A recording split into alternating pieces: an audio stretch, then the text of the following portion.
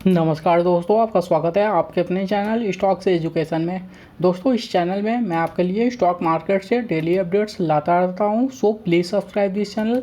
दोस्तों, एक टाइम था जब एचएएल हिंदुस्तान एरोनॉटिक्स लिमिटेड को लेने के लिए लोग 1200-1400 रुपये भी देने को तैयार थे, और आज ये एक टाइम है जब उन्हीं लोगों ने 1200-1400 में वो शेयर बाइंग किया था। उसके बाद वो ये सोच के परेशान हो रहे हैं कि अब तो ये शेयर गिर गया है, अब क्या आने वाले टाइम में क्या इसका फ्यूचर हो सकता है। यानी कि उस टाइम में उन्हें वो शेयर अच्छा लग रहा था, क्योंकि वो शेयर काफ़ी तेज़ी से ग्रोथ कर रहा था पर डे, यानी कि हर दूसरे तीसरे दिन आपको 8% 10% की ग्रोथ दिखा रहा था। तो उस टाइम तो बहुत अच्छा लग रहा था। अब वो जब शेयर में थोड़ी करेक्शन आ गई है, तो अब लोगों को ये दिक्कत है कि अब तो ये गिर रहा है, या फिर अभी इसमें तो करेक्शन आ रहा है, अब क्या किया जाए। तो चलिए आज हम इसी टॉपिक पे बात करेंगे और इसका टेक्निकल एनालाइज देखेंगे, और साथ के साथ देखेंगे कि क्या इसमें एवरेज करना चाहिए, क्या फ्रेश इसमें एंट्री करनी चाहिए, या फिर इसमें लॉस बुक करके एग्जिट कर देना चाहिए। तो चलिए पूरी डिटेल देखते हैं।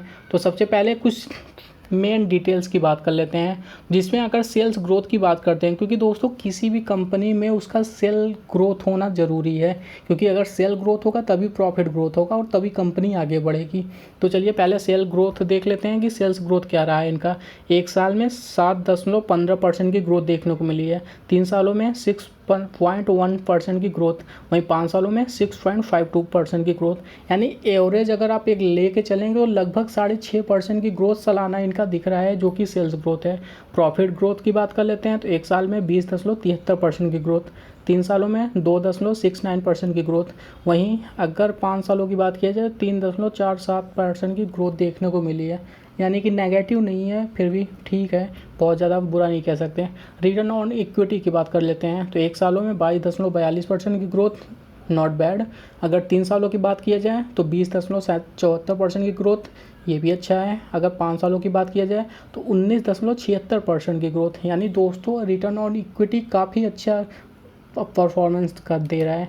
तो चलिए कुछ चार्ट पे डिटेल देख लेते हैं। तो चार्ट की अगर बात किया जाए तो दोस्तों 1400-1500 के आसपास ये शेयर गया था, उसके बाद उसमें करेक्शन आना स्टार्ट हो गया, और ये शेयर जब से इनका OFS का न्यूज आया था उसके बाद ही से इस शेयर में करेक्शन स्टार्ट हो गया, और ये शेयर गिरते गिरते आ गया है 850 के आसपास के लेवल पे। तो अब क्या करना चाहिए इस शेयर में, क्या इसमें एवरेज करना चाहिए, या फिर फ्रेश बाइंग करनी चाहिए, या फिर अभी होल्ड करना चाहिए। तो चलिए सारी डिटेल्स आज हम बात करेंगे। तो सबसे पहले अगर इनके कुछ लेवल्स की बात कर लेते हैं तो जो 100 दिनों का EMA था इनका, वो था 861 रुपये 48 पैसे। वो लेवल ये तोड़कर उसके नीचे आ चुका है। अब देखेंगे 841 रुपये 85 पैसे भी ये क्लोज हुआ था लास्ट ट्रेडिंग सेशन पे। अगर इनके 200 दिनों की EMA की बात किया जाए तो है 793 रुपये 97 पैसे। ये लेवल काफ़ी स्ट्रांगली इनके लिए सपोर्ट का देखने को मिलेगा। यानी कि अगर आपको इसमें प्ले करना है तो आप 200 दिनों का EMA, हालांकि वो काफ़ी नीचे है, तो उसको आप ये अपना स्टॉप लॉस मत मानिए। मैं ये नहीं कह रहा कि स्टॉप लॉस, मैं ये कहने की कोशिश कर रहा हूँ कि 200 दिनों का जो EMA है उस लेवल के नीचे ये नहीं जाएगा, क्योंकि मैक्सिमम बहुत ऊपर है, और थोड़ा बहुत अगर नीचे जाता भी है तो आपको एवरेज करना चाहिए। स्टॉक में कोई दिक्कत नहीं है, गवर्नमेंटेड स्टॉक है, आपको पता होगा प्रेसिडेंट ऑफ इंडिया इसमें इंक्लूडिंग है। तो स्टॉक में कोई दिक्कत वैसे नहीं है कि कंपनी में कोई बहुत बड़ा प्रॉब्लम आ गया या फिर बहुत बड़ी लॉस चल रही है। हाँ, गवर्नमेंट ऑफ इंडिया ने इसमें थोड़ी स्टेक कम की है, जो कि किसी भी शेयर के लिस्टिंग के 3 साल के अंदर उसे 75% मैक्सिमम करना होता है। गवर्नमेंट बस वही कर रहा है, और थोड़ी बहुत ये भी हो सकता है कि इसे भगाया गया था, उसके बाद इसमें करेक्शन आ गया। तो करेक्शन आ गया तो ये तो अच्छी बात है, जब आप इसे 1400 में लेने के लिए तैयार थे तो अब तो आपको और सस्ते मिल रहा 850 में। तो अब क्या दिक्कत है इसमें। तो लॉन्ग टर्म वाले अगर जो भी हैं वो तो इसे बाइंग कर सकते हैं, उनके लिए तो कोई प्रॉब्लम की बात नहीं है। वो अपना एवरेज करें और इसे लॉन्ग टर्म के लिए होल्ड करें। शेयर अच्छा है, और जिस हिसाब से आप देख रहे हैं कि चाइना पाकिस्तान जिस हिसाब से पड़ोसियों से रिश्ते ख़राब हो रहे हैं, और आत्मनिर्भर भारत के थ्रू भी हम काम कर रहे हैं ज़्यादातर, तो मैक्सिमम से मैक्सिमम चीज़ें हम कोशिश कर रहे हैं कि इंडिया की बनाई हुई चीज़ें ही यूज़ करें। तो दोस्तों ये ऐसे स्टॉक्स हैं जो कि बहुत अच्छा परफॉर्मेंस करेंगे फ्यूचर में, क्योंकि जिस हिसाब से आत्मनिर्भर भारत काम कर रहा है उस हिसाब से ये शेयर तो काफ़ी अच्छा है। फ्यूचर में आने वाले लॉन्ग टर्म की बात मैं कर रहा। अगर शॉर्ट टर्म की बात करते हैं, अगर दोस्तों शॉर्ट टर्म की बात किया जाए तो वो भी हम आगे बात करेंगे कि शॉर्ट टर्म में क्या है, अपना टारगेट लेकर चल सकते हैं। तो दोस्तों ये मैंने नेक्स्ट चार्ट जो कि लगा रखा है आपको दिखा दे रहा है कि इस चार्ट में आपको पैराबोलिक मैंने लगा रखा है, पैराबोलिक स्वार। तो इसमें आप देख सकते हैं कि अभी भी इसमें डाउनवर्ड ही चल रहा है, यानी कि डाउन ट्रेंड चल रहा है।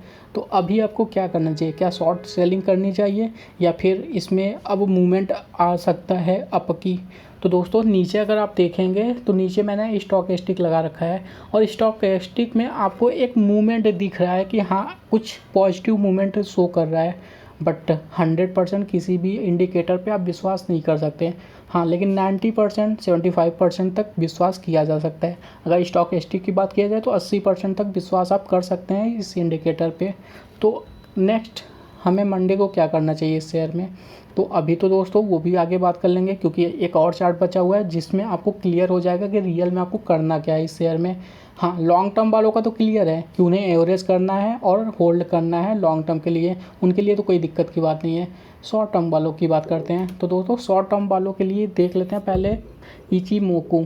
इसमें आपको बहुत अच्छे से पता चल जाएगा कि क्या किया जा सकता है। तो आप देखेंगे कि जो इनकी लैगिंग लाइन है ये काफ़ी नीचे हो चुकी है उस दिन की क्लोजिंग के, तो ये तो नेगेटिव पॉइंट है। अगर इनके बेस वैल्यू की बात किया, बेस लाइन की बात किया जाए तो वो भी कन्वर्जन लाइन के काफ़ी ऊपर ट्रेड हो रहा है, चल रहा है, तो ये भी एक नेगेटिव है। और ये क्लाउड के भी नीचे आ चुका है, यानी कि आप देख सकते हैं कि ये जो इनकी कैंडल बन रही है ये क्लाउड के नीचे बन रहा है, तो ये एक प्रॉब्लम की बात हो सकती है। लेकिन दोस्तों क्लाउड के बहुत ज़्यादा नीचे नहीं गया, क्लाउड के आसपास ही ट्रेड हो रहा है, तो ये इनके लिए एक स्ट्रॉन्ग पोजीशन है कि बहुत अभी आपको शॉर्ट सेलिंग तो नहीं करनी चाहिए इस शेयर में, क्योंकि अच्छे इनके पोजीशन बन सकते हैं फिर से अगर कोई अच्छा आपको इन्वेस्टर इन पे इंक्लूड होता है। क्योंकि आप देखेंगे कि धीरे धीरे इनका वॉल्यूम भी बढ़ता जा रहा है। सब पहले छोटे छोटे आपको वॉल्यूम बनते हुए दिख रहे थे, फिर यहाँ पे आपने लास्ट ट्रेडिंग सेशन में आपने देखा अच्छी खासी इसमें बाइंग अपॉर्चुनिटी उठाई गई है। तो दोस्तों 850 के नीचे ये शेयर मिल रहा है, अगर आपको एवरेज करना है तो आप एवरेज कर लीजिए, बहुत अच्छा शेयर है। और अगर आपको स्विंग लेना है तो स्विंग भी 835-30 के पास अगर ये शेयर आपको मिलता है तो आप इसे ले सकते हैं स्विंग एक हफ्ते 10 दिन के अंदर। और ज़रूर से ज़रूर 850 का जो इनका पहला लेवल रहेगा वो आपको टच होगा, यानी 830 से 50 यानी 20 रुपये का पर शेयर के हिसाब से आपको बड़े अच्छे मुनाफा मिल जाएगा, तो उसके लिए आप इसमें इंक्लूड हो सकते हैं। और रही बात लॉन्ग वालों के लिए तो वो हो गया। हाँ इंट्राडे के लिए मैं आपको अभी सजेशन नहीं करूँगा इस शेयर के लिए, क्योंकि अभी इनके चार्ट्स कुछ खास नहीं शो कर रहे हैं। तो चलिए आज के लिए इतना ही, वीडियो को लाइक करें, शेयर करें, सब्सक्राइब करें। Thank you for watching this video.